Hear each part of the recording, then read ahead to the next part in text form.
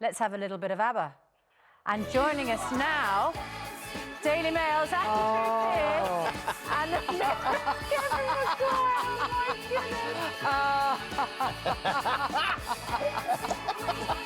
Andrew Piers has had 20-odd years of political reporting waiting for this moment. Kevin! Two left feet. Two left feet. She's dreadful, isn't she? I'm going to give you a 10. Thank you, darling.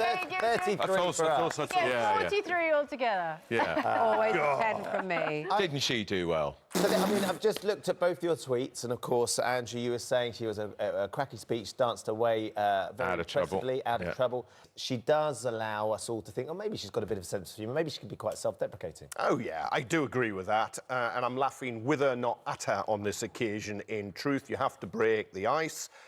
The rehearsed spontaneity came across well on the whole, looked even better on TV. And she probably prefers us to talk about that than the contents of a speech, which are full of holes and contradictions. I tell you, but Kevin, an end to austerity. Yeah. Everyone's going to be cheering. Yeah. Improved cancer care. Yeah. Everyone's going to be cheering. Yeah. Free trade deal. There was no mention of the C word. There's no checkers. Because she was weak and wobbly and frightened. If she mentioned that checkers her plan, she might be booed or murmurs, and there'd be a problem. The end of austerity, look, it's been an ideological choice. They've imposed it. She says, if Brexit works, well, we know Brexit will be a dip anyway. It's carrying on as people are being shifted onto universal credit. Those in low-paid jobs are being made worse off. The Police Federation today is taking legal action because she's scythed their pay rise from a recommended 3% to 2%. Austerity hasn't ended. Despite all of that, it will have gone down incredibly well with most people watching. Also, there was... yes, it will. And she's lifting the cap on councils. Well, councils borrowing. So councils can borrow a lot more money to build houses. Hugely important. A cap that the Tories introduced. A debt that the government will eventually take on, presumably. But they can build council houses on council land. Really important. No time for it.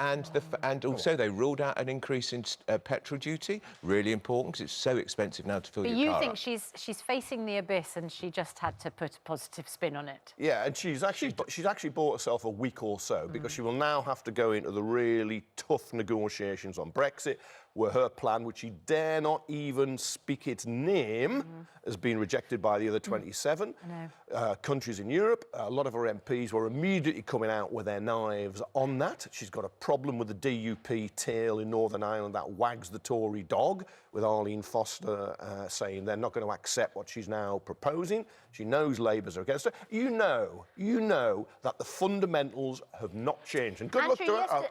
Yesterday I hope she recovers from that. We talked to David Lidington, and I did say to him, are you going to not call this checkers anymore and just reframe it as a UK-EU free trade deal?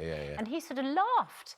Said, no, that's not... That's exactly what she's done. Yeah. But is that what she can achieve with the other 27? Well, who knows what she can achieve with them? We're getting very close to the end point, and there's a lot of brinkmanship going on in the negotiations. I still think the EU want a deal. Yes, but also the EU do not want other members of the EU seeing a good deal and thinking that they can go the same way, because the EU faces an existential crisis to a certain extent as well, doesn't it? So where's its incentive? Well, because I think they don't want to lose Britain without all those billions of pounds in the divorce payout, and also they want to be able to have a trade deal straight away. They don't want tariffs coming in.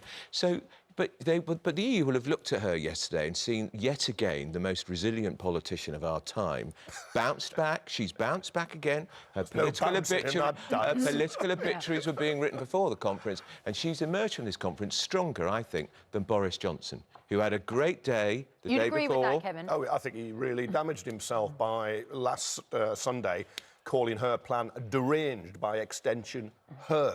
And the knives are out for him. You could not really speak to a Tory who didn't think he'd hurt himself. And, of course, he just gets up every morning wanting to be Prime Minister, wanting to replace her.